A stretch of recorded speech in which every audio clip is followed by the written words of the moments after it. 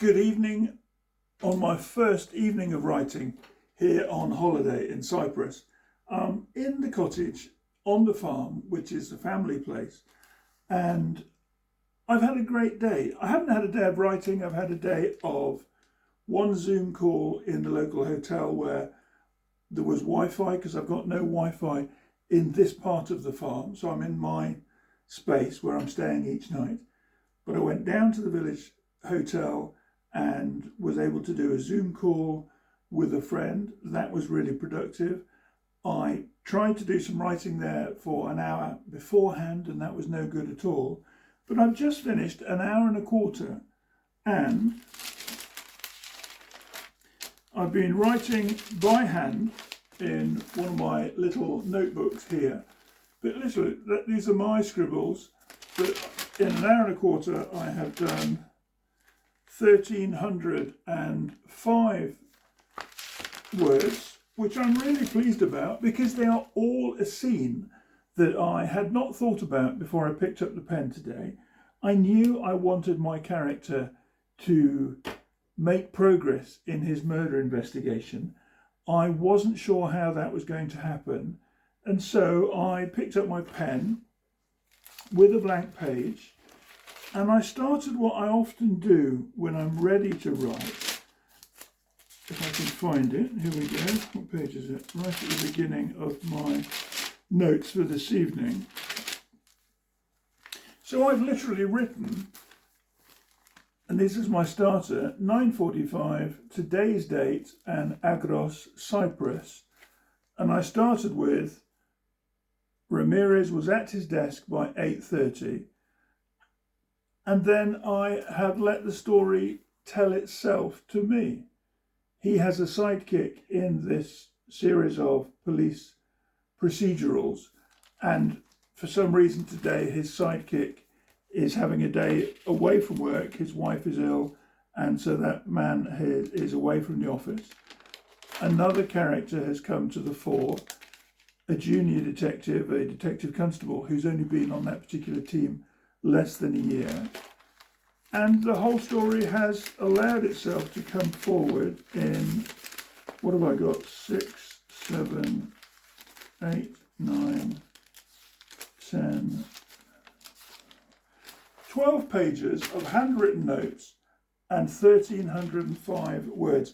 I'm really pleased with that because today was my promise to myself to be my first day of writing. And it's gone really well. An hour and a quarter, I'll take that all day long. I've got a herbal tea, which I made and I boiled before I sat down. It's not even tepid. It's at room temperature. And I've got a little glass of Zivanea, which is a homemade hooch that my auntie brews on the farm here. In fact, brew isn't the right word, distills on the farm here. It's very strong. Oh, it's too strong to drink on video. Blimey. I could put a torch to that and it would become a flamethrower. But this is what I was writing with. I mentioned this in the video when I was talking about doing little EDC a few days ago, just while I was packing, 2 days ago before I caught the plane. This is the pen, the cross-century pen, that my aunt and uncle gave me when I was 13 years old. And here I am sitting in a cottage high in the mountains of Cyprus, writing with the pen that I have treasured more than any other pen I've ever owned. I've treasured this since I was a schoolboy. And tonight I've written my 1,300 plus words with something that I have such fondness for, almost you could say reverence. I brought it out on the plane in my rucksack in this little pouch that I got from the local leather store near us in Coyoacán in Mexico City. And that's where I keep that pen when I'm travelling. Normally during the working week, it's in a shirt pocket and sits very nicely there. But today it's done me great service. I'm sorry about the lighting, by the way. I only have one light in this room, which is a combined dining room, which is I'm sitting at the dining table. I've got a fridge, freezer, gas cooker, microwave and a kettle on the other side of the room. And then behind me is my bedroom and a bathroom. So it's a very simple process. There's no Wi-Fi. Everything here is completely dark by about 8:15, 8:30 in the evening.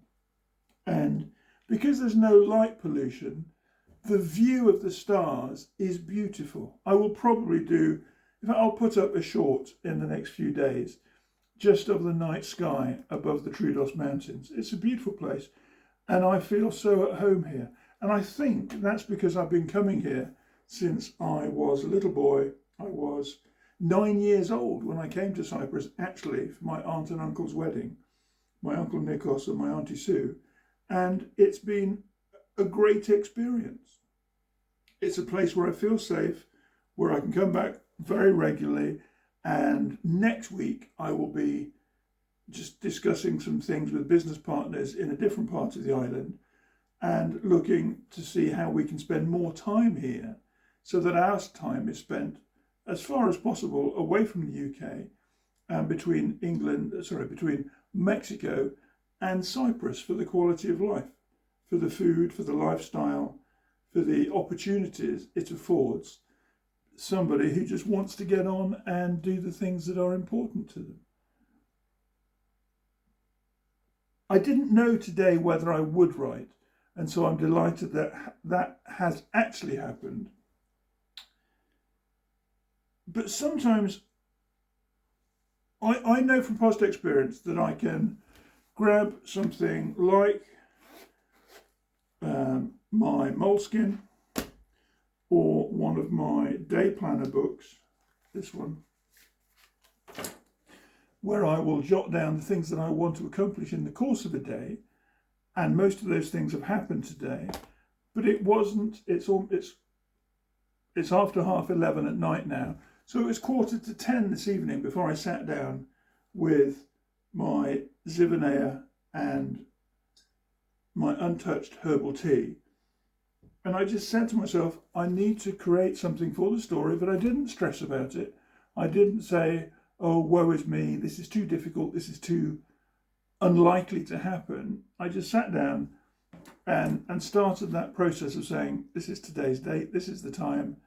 And then I gave myself a line, and all of those, 12 pages of handwritten text have come to the fore just by being willing to push the nib across the paper and actually create something. And I think what you and I have to do is start with some words so that the others can find their place on the page as we work through it. Don't analyse it. I have written down quite a few things and then I've crossed them off, or I've put a line through them.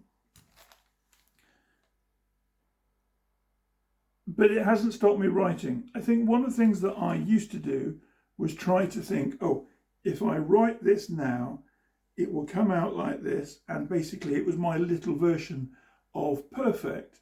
And none of the things that I wrote, this is going back some years now, none of the things that I wrote with that perspective have ever come to fruition.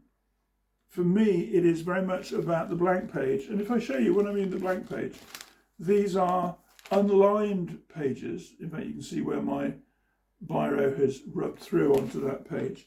But let's take one that's a little bit simpler. So there's a clean blank page, and that's where I find my best productivity. I'm going to go to a supermarket when I get down to the coast in a few days' time and just buy a few more of these so that I've got those in the hotel complex that I'm going to stay in for next week, so that I can find space and time to create the words. I have brought with me, obviously I've got my moleskin, I've got my day planner, you saw those in the video I did, and I've got my MacBook Air. I haven't used it this evening, I just didn't want to. It just didn't call me. And then I've also got here the manuscript as it exists at the moment. And when I'm down by the coast, I think what I'll do is I'll take what hopefully will be 5,000 or 6,000 words from the next 2 or 3 days, and I'll add those, I'll type those into this manuscript and see where it takes me. I'm sharing this so that you just understand that we all have a writing process that is as unique to us as our fingerprints or our DNA. What works for you doesn't have to be anybody else's route forward. And by default, what that means is just because somebody else says they need to work on index cards or they have to work through blank sheets of paper like me, or somebody swears by the need to write on lined single sheets of paper, it doesn't mean that you have to follow that. What does underpin your successful output is the fact that you will choose the words that you want to put on page, whether it is digitally on a screen like on my MacBook here, or putting things in by hand. You have to find the route that works for you. I know I've got, I think I said the other night, 45,000 words, and I want to take that to a 60,000 word manuscript by the end of July. We're very much towards the end of June now. So over the next 5 weeks, I have to add another 25% to my manuscript from 45,000 to 60,000. I'm missing that quarter. I need to structure not so much the procedure, the sequence in which some of the things happen within my story. And I have to add a little bit more detail to 2 or possibly 3 of my characters, and also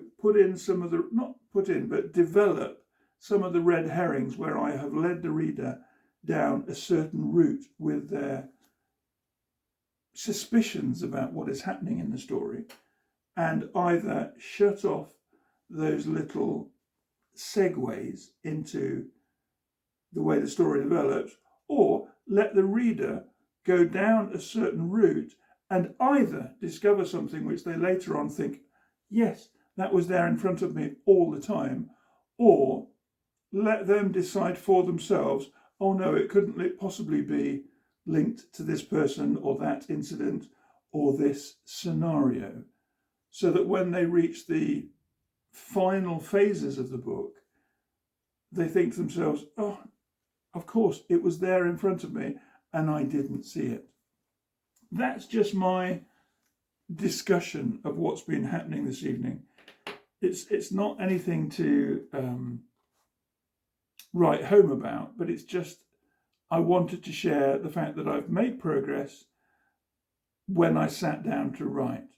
When I went to the hotel this afternoon, I took all the paraphernalia, the gumph with me, the finished manuscript or the semi-finished manuscript, the laptop and the books. But really what I was doing was, I think, just mulling over ideas.